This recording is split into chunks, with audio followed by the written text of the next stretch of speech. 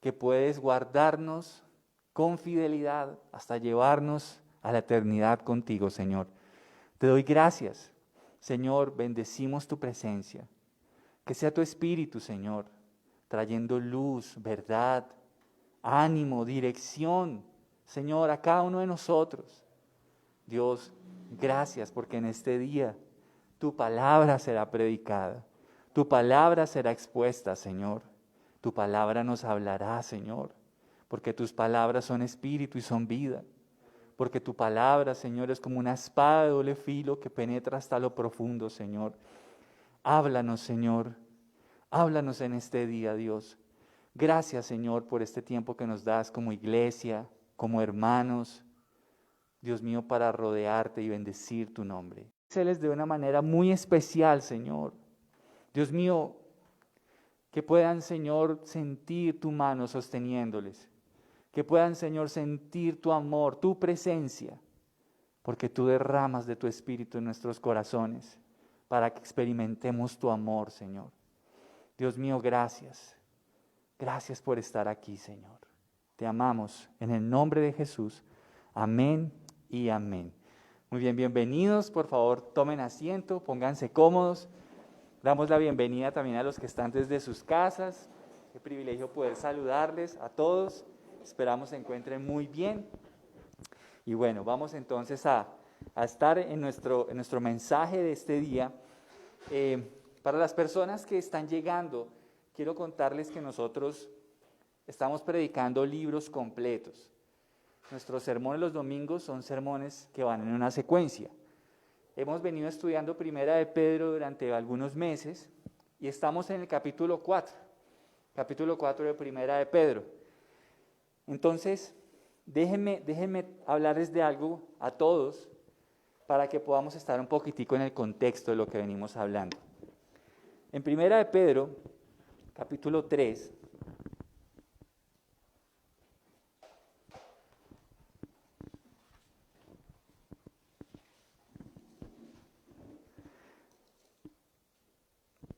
Primera de Pedro, capítulo 3, versículo 15, hay un versículo que me llama poderosamente la atención. Dice en el versículo 15, en cambio, ¿qué dice ahí en su Biblia?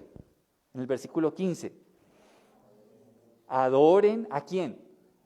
A Cristo, ¿verdad? Adoren a Cristo ¿cómo? ¿De qué manera? Como el Señor de su vida. Y esto es muy importante, ¿saben por qué?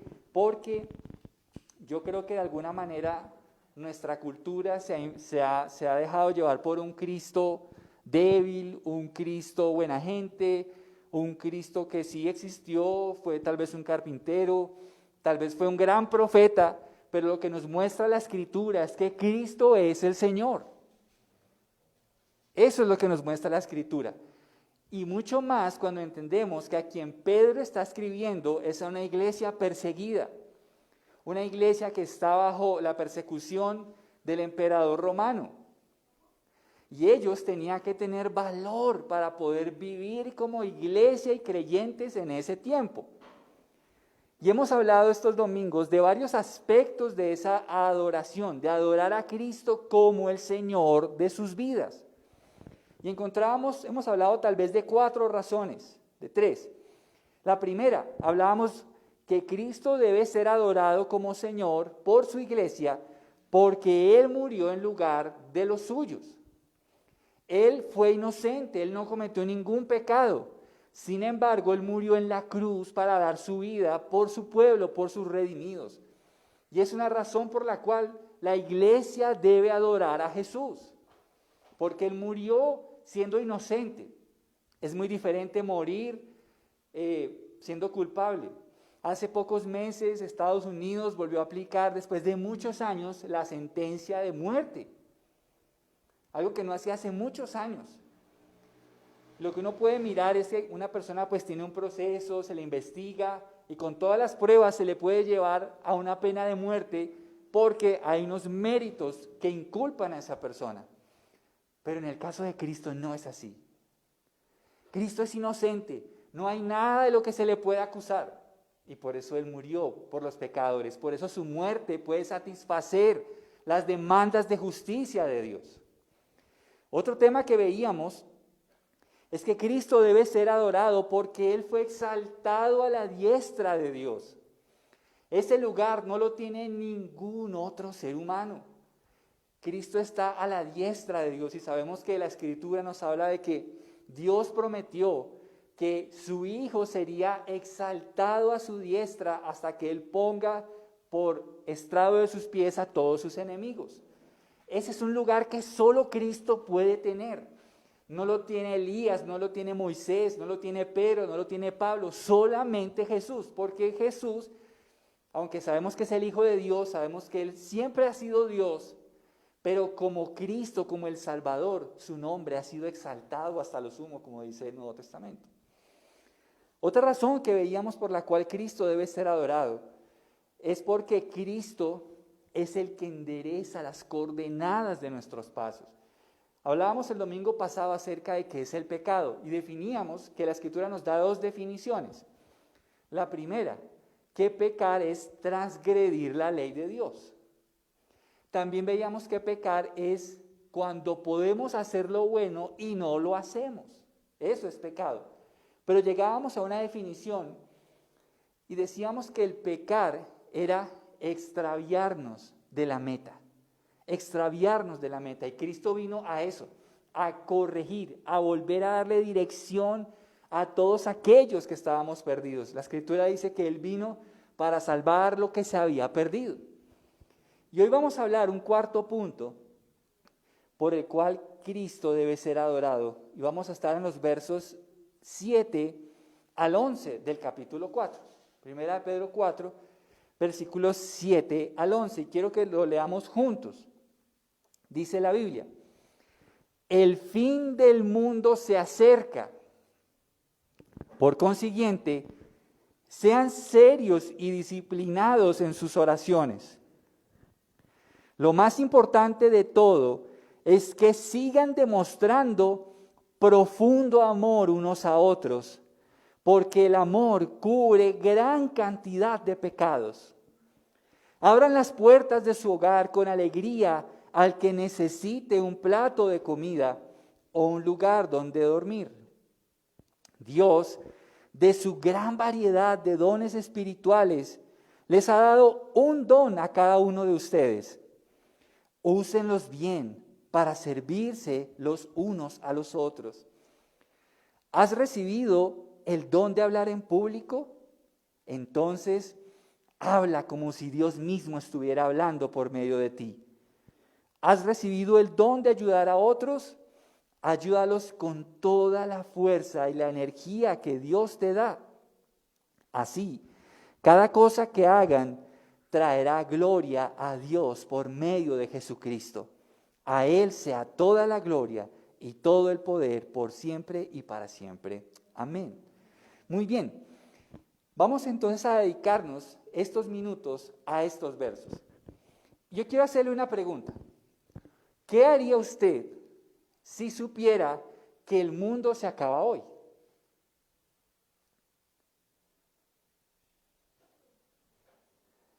Creo que eso cambiaría todos los planes que tenemos para hoy. Creo que eso debe cambiar toda nuestra perspectiva de vida. Es más, le voy a poner un ejemplo. Imagínese que usted está en las Torres Gemelas en ese año en que los aviones iban a estrellar. Imagínese que usted le ha dicho a alguien que sabe en el ejército de Estados Unidos que hay un ataque contra Estados Unidos y que hay un par de aviones que van directo a cada torre y usted está en la entrada del World Trade Center. ¿Usted qué haría?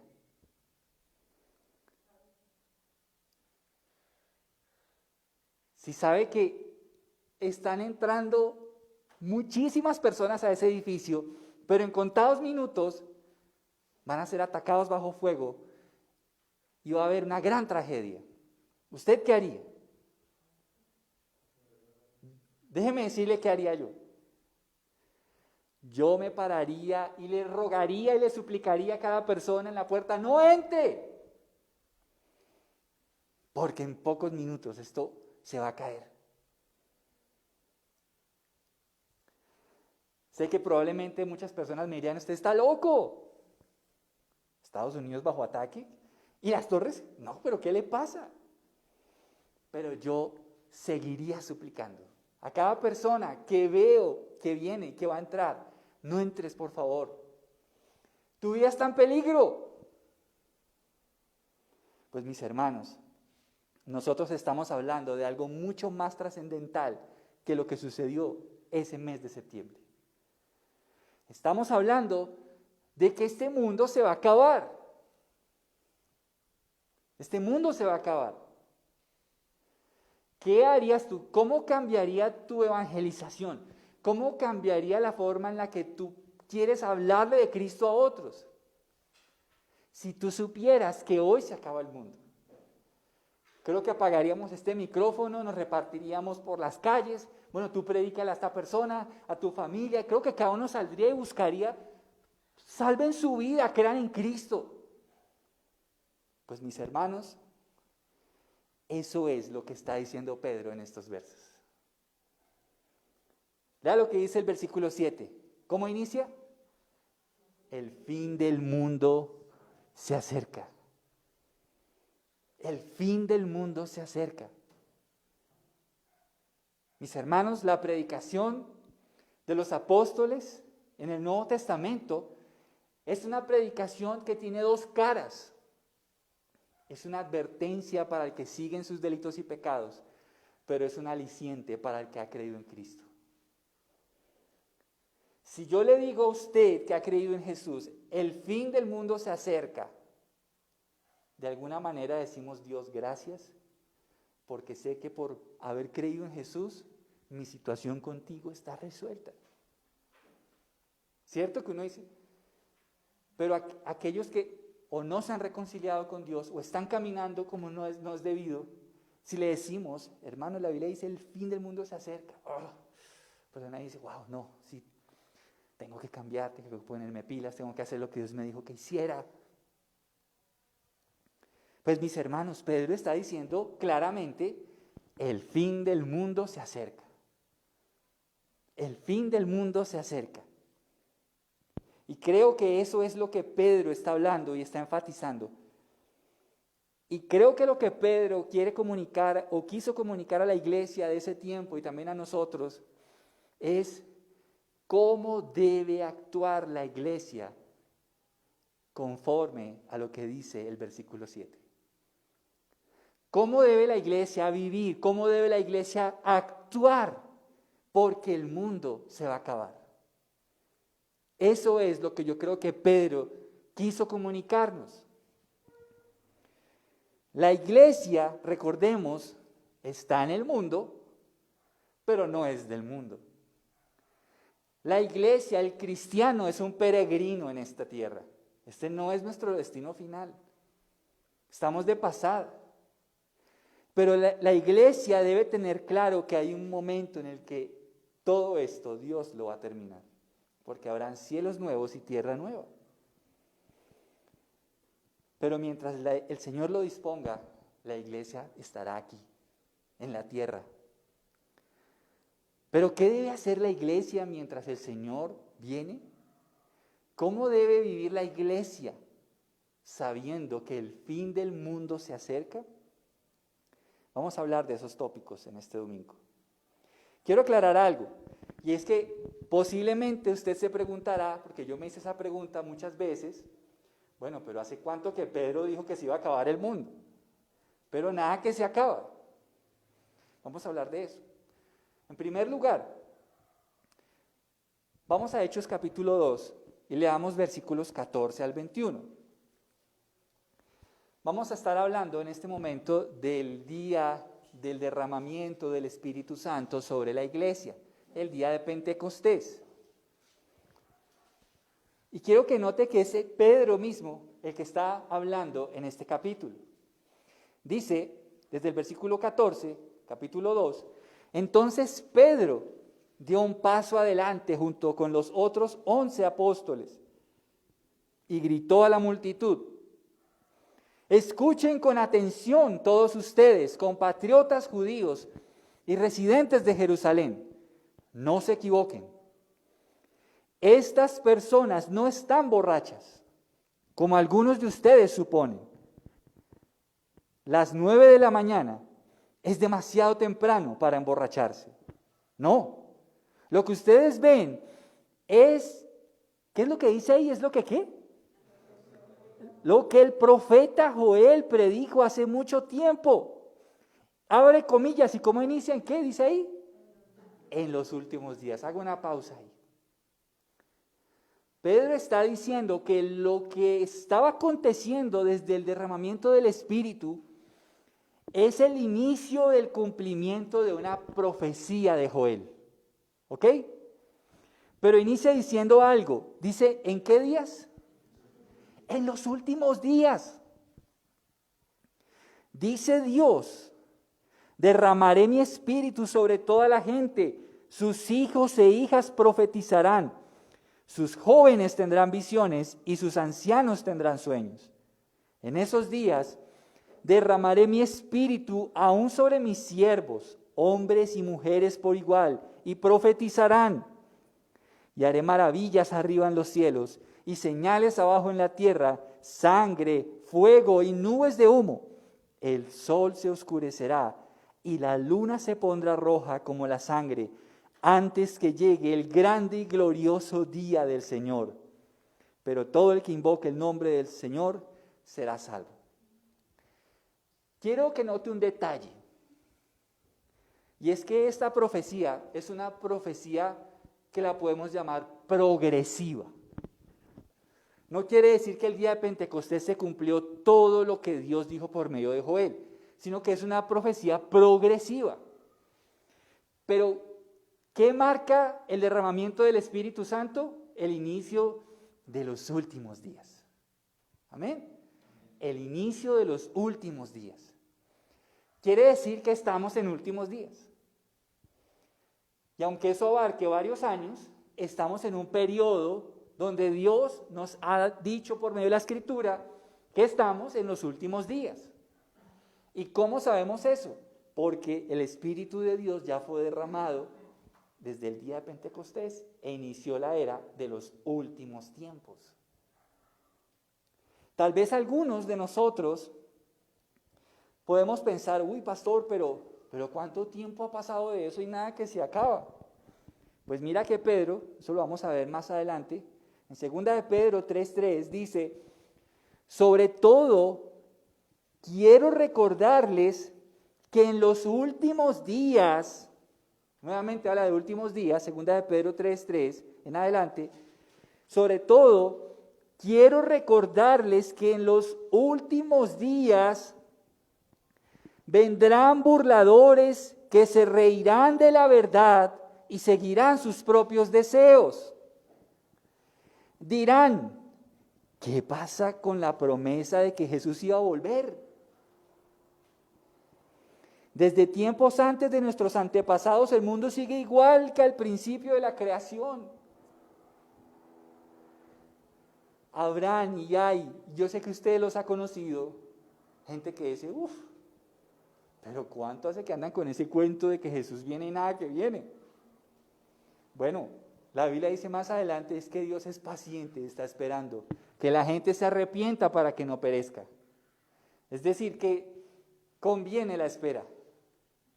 Sin embargo, el que se burla de la promesa de que Jesús va a volver, y note esto, es una promesa. Y Dios no miente, Dios lo que promete lo cumple. Él dijo que Él volvería. Pero hay gente que se burla, que se reirán de la verdad y seguirán sus propios deseos. Es decir, para ellos, ¿sabe qué significa que Jesús no venga? Es un aliciente para decir, yo puedo seguir viviendo como quiera. Porque al fin y al cabo, eso de Dios es una mentira. Es una burla, es un cuento de tontos. Pero mis hermanos, dice Pedro que es una promesa de Jesús. Y Jesús la va a cumplir. Y nosotros no podemos descuidarnos porque estamos en últimos días. Si usted me pregunta, Juan, ¿cuándo viene el Señor? No le puedo decir, no lo sé, y si yo le dijera eso, sería un mentiroso, porque la Biblia dice que nadie lo sabe. Sin embargo, quiero aclarar que Jesús sí dejó unas señales muy claras de cuándo regresaría, para que estemos atentos.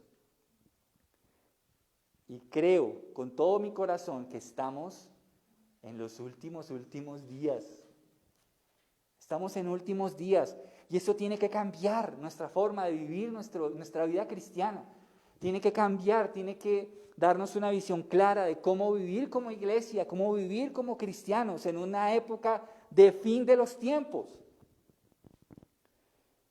Mientras eso sucede, debemos tener cuidado de no adormecernos, porque de pronto nos puede pasar que nos acostumbremos y nuestra devoción se enfríe.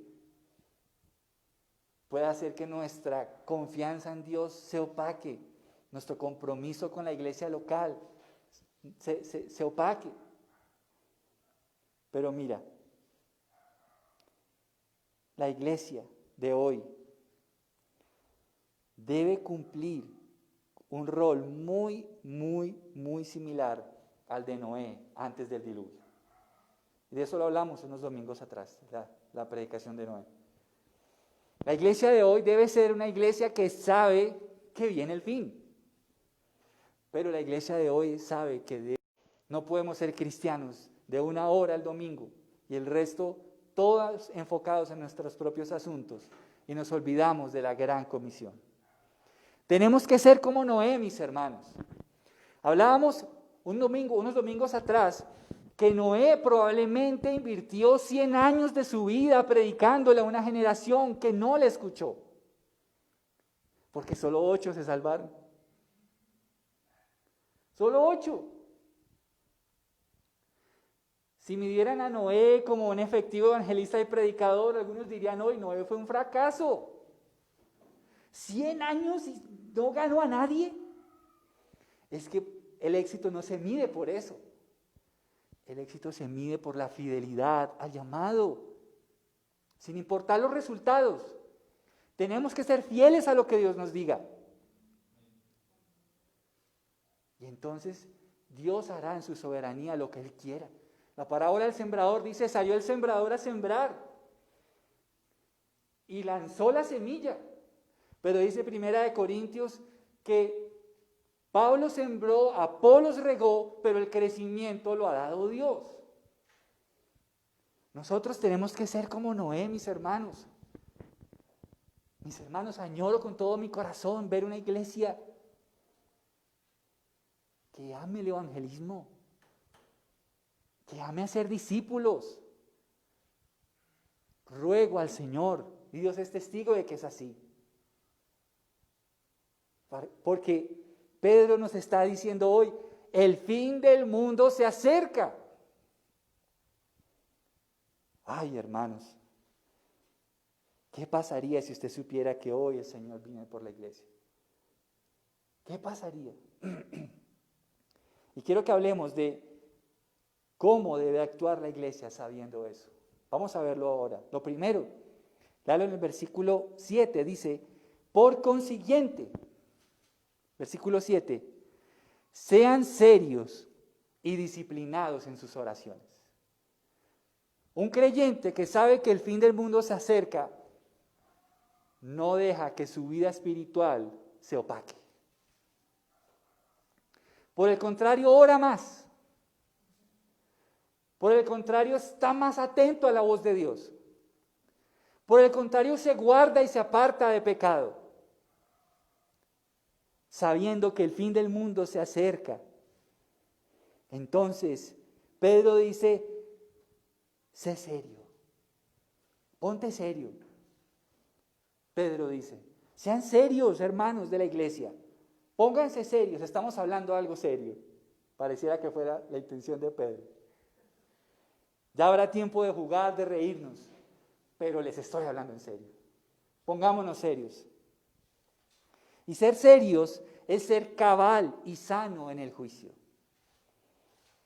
Pedro está llamando a los creyentes a ser sobrios, a tener un equilibrio en su vida. No debemos ser ni legalistas, pero tampoco libertinos. Ni lo uno ni lo otro. Tenemos que ser serios. Serios. Si yo andara contándoles chistes y chistes aquí, bueno, habrá tiempo para contarse un chiste, ¿por qué no? Pero si mi mensaje fueran solo chistes, le estoy quitando la seriedad a este mensaje, sabiendo que el mundo se va a acabar. Tenemos que tener un equilibrio como creyentes. No ser legalistas, ni ser libertinos. ¿Sabe usted que esta es la estrategia de Satanás? Satanás busca hacer cristianos legalistas, pero también busca hacer cristianos libertinos. El pecado es o ir más allá de la Escritura, o ir por debajo de la Escritura. Eso es el pecado. Porque Eva le dijo, no, Dios nos dijo que el día que comiéramos de este fruto, moriríamos. ¿Qué le dijo?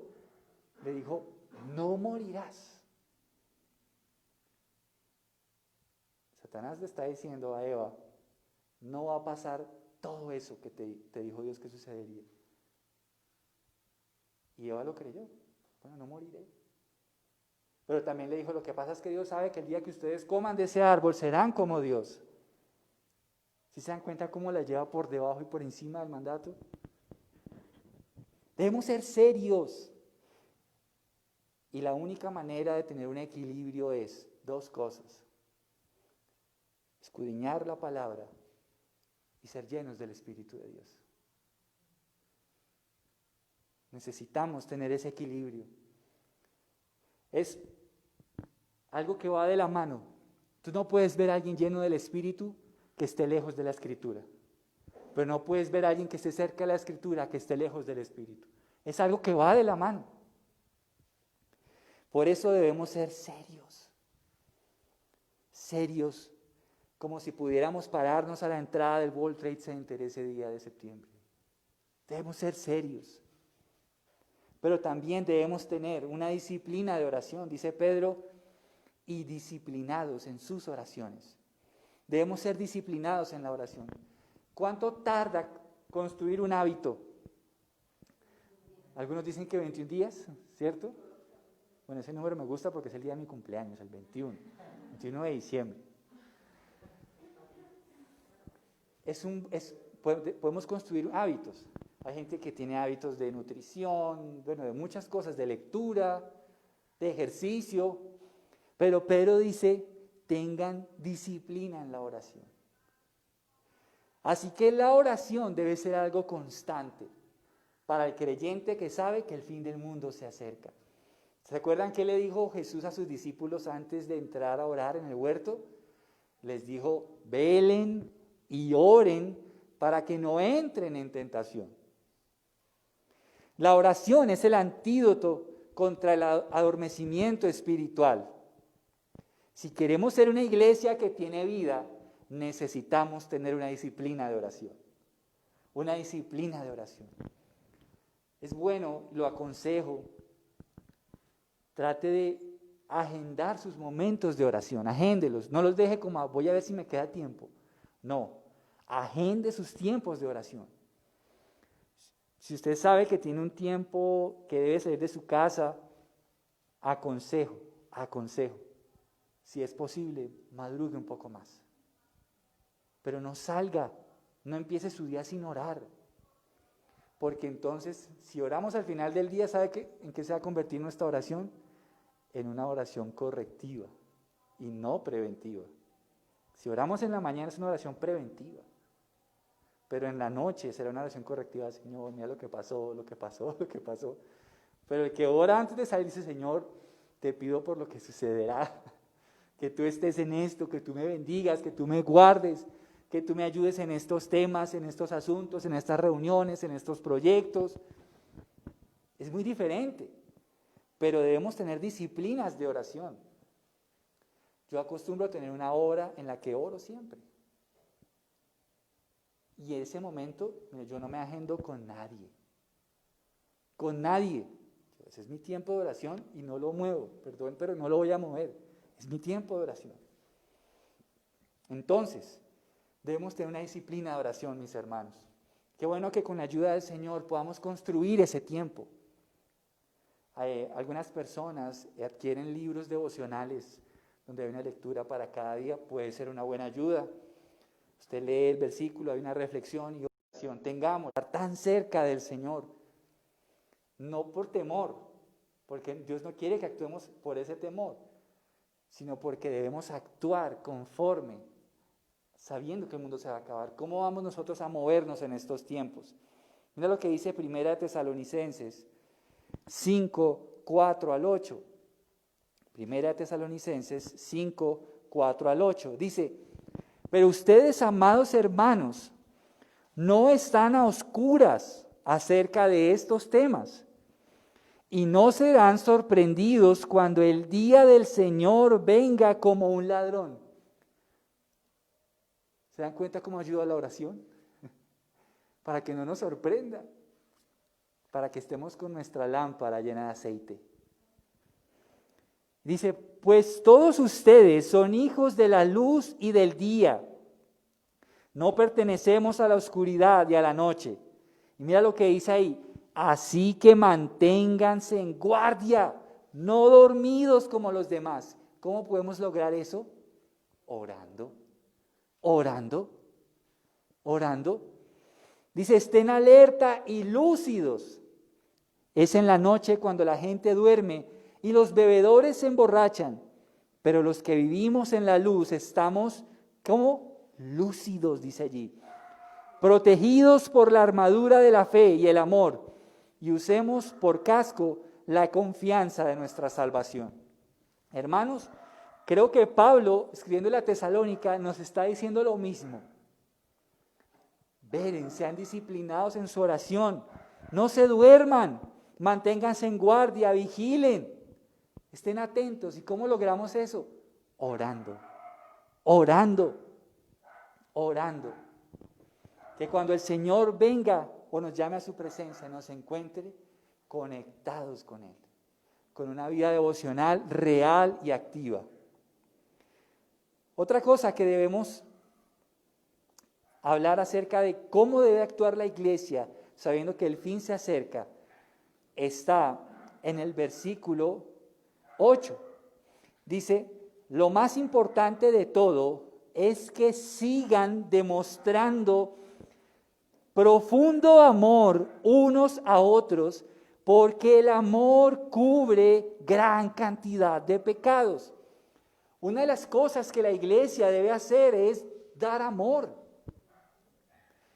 Dar amor, la iglesia tiene que ser abanderada del amor, pero del amor de Dios, no de cualquier otra cosa que llame el hombre amor, el amor de Dios. Debemos demostrar amor unos a otros. Una de las formas más bellas de opacar nuestras actitudes pecaminosas, ¿sabe cuál es? Dar amor. Dar amor. Me encanta como Pedro dice aquí, dice que el amor cubre gran cantidad de pecados. Una persona que vive para amar opacará sus pecados. Una persona que vive amando, sus pecados serán opacados. No quiere decir que no tenga que cambiar esos pecados, pero lo que quiero decir es que lo que resaltará en su vida será más el amor que su pecado. Estamos llamados como iglesia, sabiendo que el fin se acerca, a demostrar amor profundo a todos. Dice Pedro que es un amor profundo, no un amor cualquiera, un amor profundo unos a otros. Y debemos nosotros vivir de esa manera de amor. Otra forma que también debemos tener en cuenta, dice el versículo 9, abran las puertas de su hogar con alegría al que necesite un plato de comida o un lugar donde dormir. Hay algo que es importante aclarar con esto, y es que en la época en la que se escribió esto, sucedía algo, y es que habían predicadores que viajaban a muchos lugares para cumplir la gran comisión. En ese entonces, las personas que iban comisionadas por una iglesia tenían dos opciones: quedarse en un lugar de hospedaje o que un hermano en la fe lo hospedara. Lo que uno mira, por ejemplo, en Pablo y en Pedro, y en este caso Pedro, es que lo que ellos recomendaban era que la iglesia fuera hospedadora, que la iglesia recibiera a los predicadores, que la iglesia atendiera a aquellos hermanos que salían de sus casas a cumplir la gran comisión, porque los lugares normales donde la gente se hospedaba eran lugares no adecuados, eran lugares sucios, eran lugares donde había borrachera, donde había muchas cosas.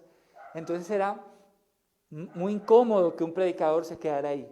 Entonces lo que uno mira en la Biblia es que los apóstoles recomendaban a la iglesia que fuera hospedadora. Aquí dice: abran las puertas de su hogar con alegría al que necesite un plato de comida o un lugar donde dormir. Y es a eso a lo que se refiere el apóstol. A que mientras llega el fin, los hermanos ayuden a aquellos que predican el evangelio. Entonces, la iglesia debe apoyarles, la iglesia debe ayudar a esas personas. No se refiere a los que tienen necesidad, porque eso lo habla más adelante y ya vamos a hablar de ellos. Pero mire qué más dice. Dice, versículo 10, Dios, de su gran variedad de dones espirituales, les ha dado un don a cada uno de ustedes. Úsenlos bien para servirse los unos a los otros. Pedro dice que la iglesia, mientras viene el Señor, ¿qué debe hacer según este versículo? ¿Qué debe usar? Los dones. La iglesia de los últimos tiempos, la iglesia de los postreros días, está llamada a usar los dones que el Señor le entregó. Dios ha dado a cada uno de sus hijos una manifestación sobrenatural de su espíritu. Todos los hijos de Dios tienen un don. Todos. La Biblia dice que a cada uno le fue dada la manifestación del espíritu, a cada uno. La Biblia no dice a algunos, la Biblia dice a cada uno. A todos los hijos de Dios, Dios les dio como mínimo un don, pueden tener más. Pero lo que dice Pedro es que mientras que estamos en tiempos finales, la iglesia debe ser una iglesia que use los dones que el Señor le entregó. Dice 1 Corintios 12, versos 4 al 7, hay distintas clases de dones espirituales, pero el mismo Espíritu es la fuente de todos ellos. Hay distintas formas de servir, pero todos servimos al mismo Señor. Dios trabaja de maneras diferentes, pero es el mismo Dios quien hace la obra en todos nosotros. A cada uno de nosotros se nos da un don espiritual para que nos ayudemos mutuamente. Pregunta: ¿puede haber un cristiano que ha nacido de nuevo que no tenga un don del Espíritu? No. La Biblia claramente dice al final del versículo 7, dice: a cada uno de nosotros se nos da un don espiritual. Y dice el ¿para qué? Dice, para que nos ayudemos mutuamente. Tanto Pedro como Pablo nos enseñan para qué deben ser usados los dones. Los dones no son una plataforma para exaltar mi nombre. Los dones no son una plataforma para exaltar un ministerio. Los dones son la gloria. Su función, dice aquí, Pedro dice al final, para que nos ayudemos mutuamente. Todos los dones que el Señor entrega son para ayuda mutua. Para ayuda mutua. Pablo también dice que es para servirnos los unos a los otros. Los dones son para servir a los hermanos. Los dones son para la edificación de la iglesia. Pero los dones no son una plataforma para engrandecer mi nombre. No se trata de eso. ¿Usted se acuerda qué dijo Jesús acerca del Espíritu Santo? Dijo, Él me glorificará. Yo no veo al Espíritu Santo en la Escritura por ningún lado que diga que va a glorificar a un hombre o a un ministerio. Jesús dijo, Él me glorificará. ¿Quién debe ser glorificado por cada uso de un don del Espíritu? El Señor Jesucristo. Es Él el que debe ser glorificado. Ningún don tiene como fin exaltar al que lo recibe. Ninguna dádiva del Espíritu Santo es para dar gloria al hombre. Son para que ayudemos y sirvamos a los hermanos. Para eso son los dones. Quiero que leamos, va a estar un poco larga esta lectura, pero quiero que me acompañen. 1 Corintios 12, voy a leer versículos 14 hasta el 27. Dice, así es, el cuerpo consta de muchas partes diferentes, no de una sola parte. Si el pie dijera, no formo parte del cuerpo porque no soy mano, no por eso dejaría de ser parte del cuerpo. Y si la oreja dijera, no formo parte del cuerpo porque no soy ojo, ¿dejaría por eso de ser parte del cuerpo? Si todo el cuerpo fuera ojo, ¿cómo podríamos oír? O si todo el cuerpo fuera oreja, ¿cómo podríamos oler? Pero nuestro cuerpo tiene muchas partes, y Dios ha puesto cada parte justo donde Él quiere. Qué extraño sería el cuerpo si tuviera solo una parte. Efectivamente, hay muchas partes, pero solo un cuerpo. El ojo nunca puede decirle a la mano, no te necesito. La cabeza tampoco puede decirle al pie, no te necesito. De hecho, algunas partes del cuerpo que parecieran las más débiles y menos importantes, en realidad son las más necesarias. Y las partes que consideramos menos honorables son las que vestimos con más esmero. Así que protegemos con mucho cuidado esas partes que no deberían verse, mientras que las partes más honorables no precisan esa atención especial. Por eso Dios ha formado el cuerpo de tal manera que se les dé más honor y cuidado a esas partes que tienen menos dignidad. Esto hace que haya armonía entre los miembros, a fin de que los miembros se preocupen los unos por los otros. Si una parte sufre, las demás partes sufren con ella. Y si a una parte se le da honra, todas las partes se alegran. Todos ustedes en conjunto son el cuerpo de Cristo y cada uno de ustedes es parte de ese cuerpo. Amén.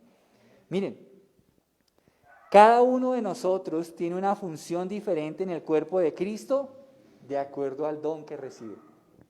El don recibido marca una función en el cuerpo de Cristo. El don recibido. Todos somos miembros del cuerpo de Cristo. Y si estamos en el cuerpo de Cristo, el don es lo que marca la función en el cuerpo. No todos somos oreja, no todos somos ojo, no todos somos mano, no todos somos pie. Todos tenemos una función. Todos tenemos una función. Y ¿sabe una cosa? Según lo que leo, cada miembro del cuerpo es necesario y útil. No hay ningún miembro que uno diga, no, ¿ese para qué? Vaya usted, machuques el dedo pequeño del pie, a ver, ¿qué pasa? Y usted dice, uy, Dios mío. Vaya, mire, por ejemplo, cómo es de necesario el oído, no solo para oír, sino para el equilibrio. Tantas cosas. Y ¿sabe?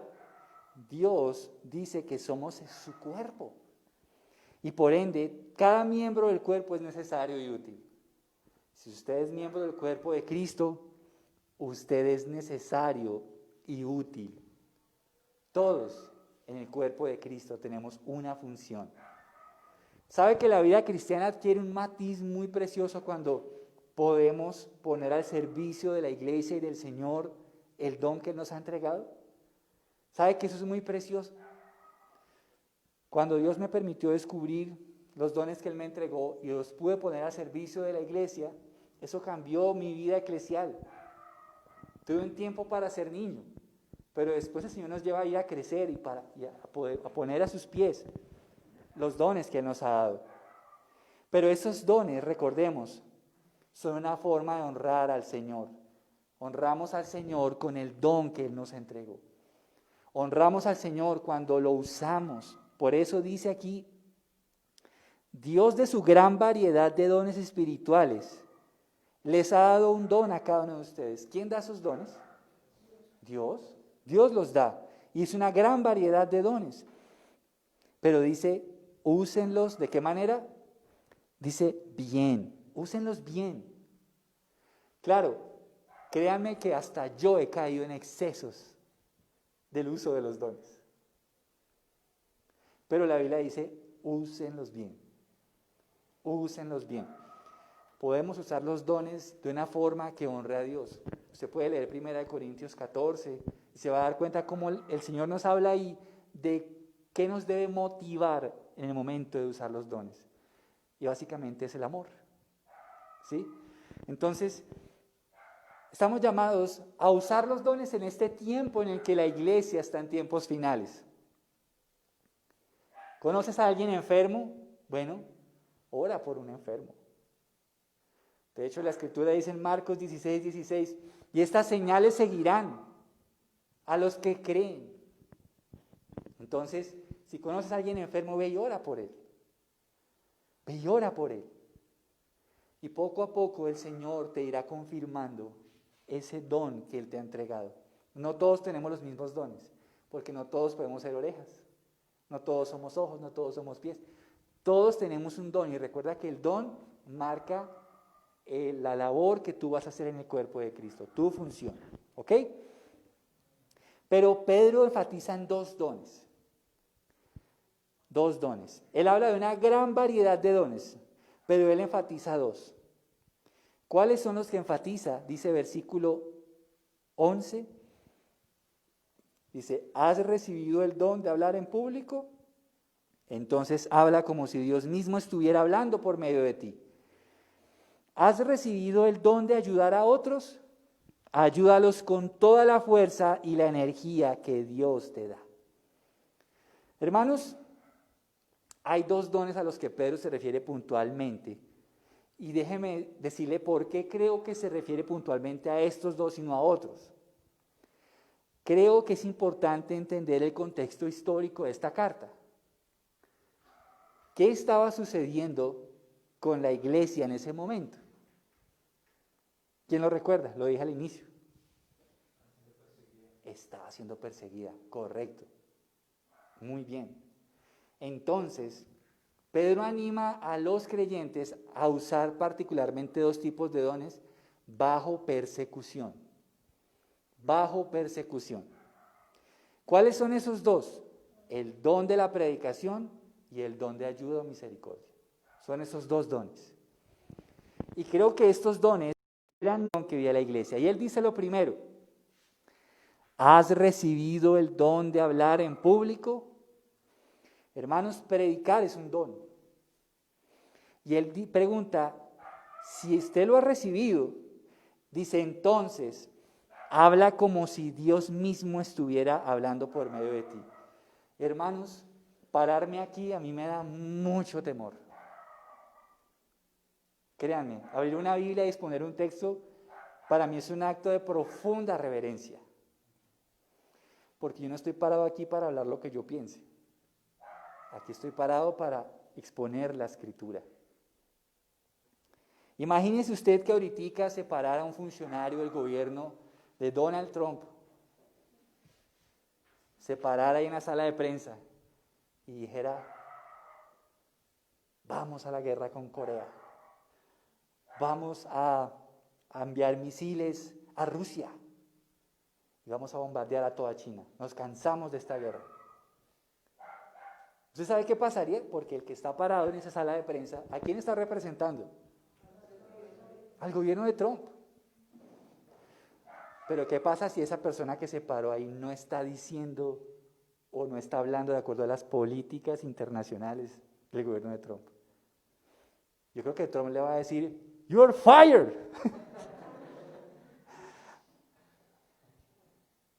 Le va a decir, ¿usted qué hizo?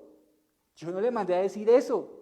Usted está hablando en nombre mío y de mi gobierno, pero yo no dije eso. ¿Sabe que eso es lo que hacemos aquí en el púlpito? Aquí yo no estoy para hablar mi parecer. Estoy exponiéndole la Biblia, la Escritura. Por eso, predicar es una gran responsabilidad y por eso Pedro dice, ¿has recibido el don de hablar en público? Muy bien. Entonces, habla como si Dios mismo estuviera hablando por medio de ti. Estoy parado aquí hablándoles en nombre del Señor Todopoderoso. Lo que les he hablado no ha salido de esta Biblia. Está ahí. Estoy en el marco de la Escritura. Creo que lo que edifica la iglesia es la bendita palabra de Dios. Creo que lo que Dios desea es que el Evangelio sea predicado. Pero créanme que pararse aquí es una enorme responsabilidad. Por eso, si Dios le da a usted el privilegio de predicar, prepárese. Prepárese. No vaya usted a una reunión y abra la Biblia y ahí diga cualquier cosa que se le ocurra. No haga eso. Porque usted está hablando en nombre de Dios. En nombre de Dios. Y creo que una de las cosas que no debía parar y no debe parar en este tiempo en el que el fin del mundo se acerca es la predicación de la Biblia. La Biblia tiene que ser abierta y expuesta porque es la palabra de Dios. La palabra de Dios es vida, la palabra de Dios tiene poder para edificar. La palabra de Dios tiene poder para transformar, para redarguir. La palabra de Dios es poderosa, es viva y eficaz. Por eso Dios nos llama a ser expertos espadachines de la palabra. Expertos espadachines. Que cada vez tu espada espiritual esté más afilada, querido hermano. Para que tú puedas, si Dios te ha llamado a predicar, lo hagas como, dice Pedro. Dice, si Dios te ha llamado a predicar, si has recibido el don de hablar en público, dice, habla como si Dios mismo estuviera hablando por medio de ti. Mis hermanos, una de las cosas que Dios anhela es que tengamos un oído para discernir, un oído para saber qué viene de Dios y qué es lo que no viene de Dios. Por eso el que predica debe ser como si Dios mismo hablara por medio de él. Dios mismo hablara por medio de él. Qué importante es esto, mis hermanos. La responsabilidad tan enorme que tenemos ante Dios y ante una sociedad que está en el fin del mundo de poder predicar la palabra de Dios. Hermanos, no escatimemos esfuerzos en estudiar la Biblia. No escatimemos dinero para invertir en un buen estudio bíblico. No escatimemos en comprar una Biblia de estudio. No escatimemos en aprender a usar bien la Escritura. Por eso la iglesia se llama Berea, porque una de las características, la número 3, es que cuando Pablo fue a Berea, claro, ellos eran de espíritu noble, recibieron la palabra con toda solicitud, pero dice el versículo final, e indagando en las Escrituras, que todo lo que dijese Pablo fuese así. Los debería tener una cualidad muy interesante, y es que ellos no tenían el Nuevo Testamento. Entonces, ¿a qué se remitieron ellos para saber que la predicación de Pablo era verdad? A todo lo que estaba en el Antiguo Testamento, que hasta ese momento era la revelación que existía. Esa era la única forma de decir, Pablo, tienes razón. Y déjeme decirle que en el Antiguo Testamento hay muchísimas evidencias de que Jesús es el Mesías. Podríamos hablar de eso amplias horas aquí. Su nacimiento virginal, que nacería en Belén, que nacería de una virgen, ya lo dije, que nacería, según Daniel 9, dice que nacería antes de la destrucción del templo. Hay muchas cosas. Bueno, los salmos de David, los salmos mesiánicos de David, que él bebería vinagre, tantas cosas que lo herirían, tantas cosas. Es decir, hay mucha cosa, pero creo que el más grande de todos los versos del Antiguo Testamento está en Génesis 3:15. es el protoevangelio. Génesis 3:15 dice, de la simiente de la mujer, ella la herirá en la cabeza mortalmente. Esa es la proclamación del evangelio, la primera proclamación del evangelio en el Antiguo Testamento. Una vez el hombre cae, Dios ya prometió redención. Dios ya prometió victoria sobre las tinieblas y sobre la serpiente. Dios prometió que nacería un hombre de una virgen. Por eso dice nacido de una mujer, no dice nacido de varón y de mujer. En fin, por eso, mis hermanos, nuestra predicación, nuestra enseñanza y el énfasis que hace Pedro para una iglesia perseguida es prepárense en la palabra. Prepárense en la palabra. Efesios 6, hablando de la armadura, dice, y sobre todo, dice, toma la espada, ¿de qué? Del Espíritu. ¿Cuál es la espada del Espíritu? La palabra de Dios. La palabra de Dios. La única arma de ataque en la armadura es la espada. ¿Y la espada qué es? La palabra de Dios. La palabra de Dios.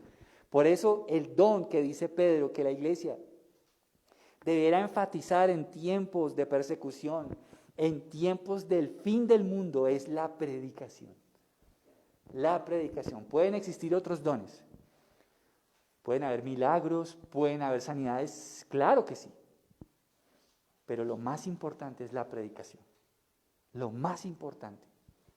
Lo más importante. Pero también nos habla de otro don. Dice, ¿has recibido el don de ayudar a otros?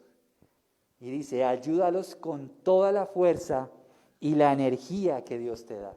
Aquí sí se está refiriendo a la ayuda a los necesitados, a los que padecen necesidad. Creo que en el contexto histórico este don tuvo que haber sido de gran ayuda, porque habían personas que perdían sus familias, perdían muchas cosas. Entonces la iglesia debía estar llamada a tener misericordia y ayudar a esas personas en necesidad. Creo que en este tiempo también es muy útil.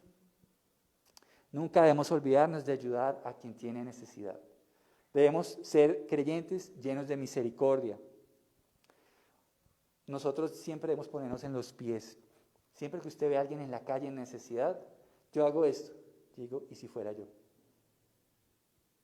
¿Y si fuera yo? ¿Y si fuera una de mis hijas? ¿Y si fuera mi esposa? Esa persona, por estar en esa condición, no deja de ser menos digna. No deja de ser hecha imagen y semejanza de Dios por estar en esa condición. No. Y siempre que veo eso, me pongo en sus zapatos y digo, Señor, ¿y si yo estuviera? ¿Y si yo estuviera ahí? Por eso siempre debemos actuar con misericordia. Debemos pensar en cómo ayudar al necesitado. Y finalmente, y cierro ya mi sermón con esto, dice el versículo 11, al final, dice, así, cada cosa que hagan, ¿qué va a traer? ¿Qué dice ahí? ¿Traerá gloria a quién? A Dios por medio de Jesucristo. Quiere decir que la iglesia, en tiempos del fin, mientras haga esto, va a traer gloria a Jesús. Va a traer gloria a Jesús.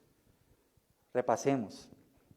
Deben ser serios, deben ser disciplinados, deben mostrar amor profundo, deben estar llenos de gracia y misericordia, deben usar los dones, ¿verdad?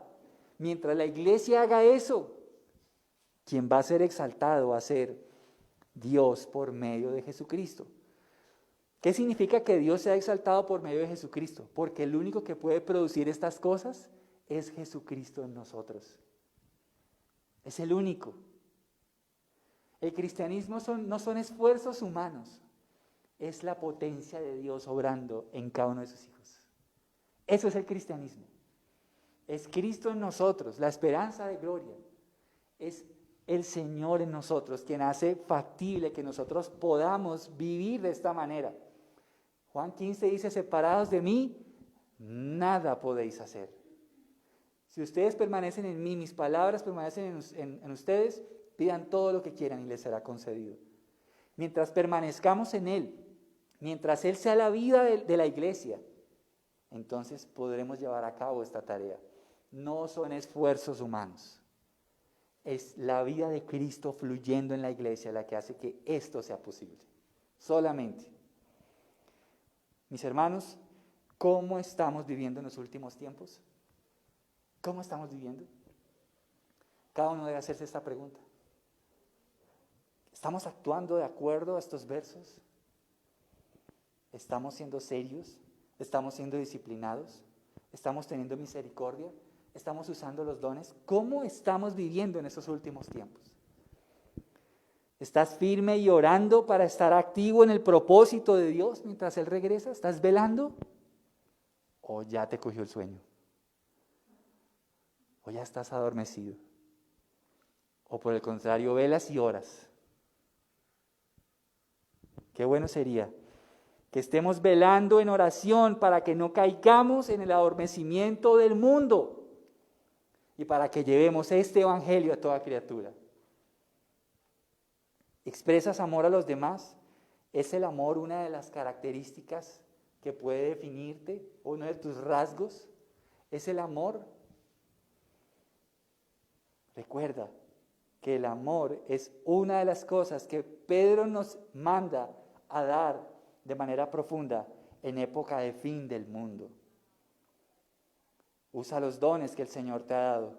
Recuerda que Dios los dio para edificar la iglesia. Esta también es una manifestación de amor. Especialmente, si Dios te llamó a predicar el evangelio, debes prepararte seriamente para hacerlo. No lo tomes a la ligera. Prepárate. Los que tienen el don de ayudar a otros, háganlo con la fuerza que el Señor les da. Cada uno de nosotros tiene un don y cada don nos marca una función en el cuerpo de Cristo. Y finalmente recuerda que todo esto traerá gloria a nuestro Salvador. Todo esto traerá gloria a nuestro Dios. Una iglesia que sabe cómo actuar en época de tiempos finales.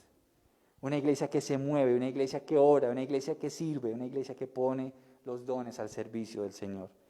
Todo esto traerá gloria al Señor mientras Él regresa. Vamos a orar. Señor, te damos gracias en esta mañana por tu palabra, Señor. Te damos gracias porque hoy nos has hablado lo que la iglesia debe hacer mientras tú regresas, Señor. Dios mío, gracias por tu palabra. Señor, ayúdanos a ser serios, como nos dice Pedro, a velar. Ayúdanos a tener un equilibrio, a no ser legalistas, pero tampoco libertinos. Ayúdanos, Señor, en este día a poner en práctica este sermón. Dios amado, ayúdanos a orar, ayuda a mis hermanos a que puedan tener un verdadero hábito de oración, que puedan empezar así sea por unos breves minutos, pero puedan empezar abriendo sus Biblias o un pequeño devocional y puedan dejar que tú les hables, que también ellos puedan derramar sus corazones delante de ti en oración. Señor, ayúdanos a estar despiertos. Señor, pon aceite en nuestras lámparas, que no estemos adormecidos en tiempos finales, Señor. Pon aceite en nuestras lámparas. Avívanos, Señor. Y estando avivados, Dios del cielo, llévanos a usar los dones que tú nos has entregado. Llévanos a usar los dones que tú nos has entregado, Señor. Cada uno sepa usar la manifestación que Dios le ha dado por el Espíritu. Ayúdanos a ser una iglesia que mientras tú regresas pueda manifestar la vida sobrenatural que da el Espíritu Santo a través de los dones. Señor, también te ruego, Dios mío, para que podamos, Señor, prepararnos para la predicación. Creo que eso es algo que no puede faltar, y es la predicación del Evangelio. Señor, ayúdanos a convertirnos en tremendos espadachines de tu palabra, Señor, porque Señor, que salgan nuestras opiniones, sino que no, siempre digamos, la Biblia dice, la Escritura dice, el Señor dijo, la Biblia dice, porque la fe viene por el oír y el oír por la palabra de Dios. Señor, y ayúdanos también a tener misericordia y a poder ayudar a quienes tienen necesidad, Señor. Porque mientras hagamos todo esto, traeremos gloria a ti por medio de Jesús. Te amamos, Señor, en el nombre de Jesús. Amén y amén. Amén. Mis hermanos, mil gracias. Una última cosa, aquellos que deseen apoyar nuestro ministerio lo pueden hacer. Tenemos el cofre aquí a la salida. Quienes deseen voluntariamente apoyar, Dios les bendiga. Y gracias también a mis hermanos que están ahí conectados. Gracias por su apoyo, por estar ahí. Esperamos que tengan una excelente semana. Dios los bendiga.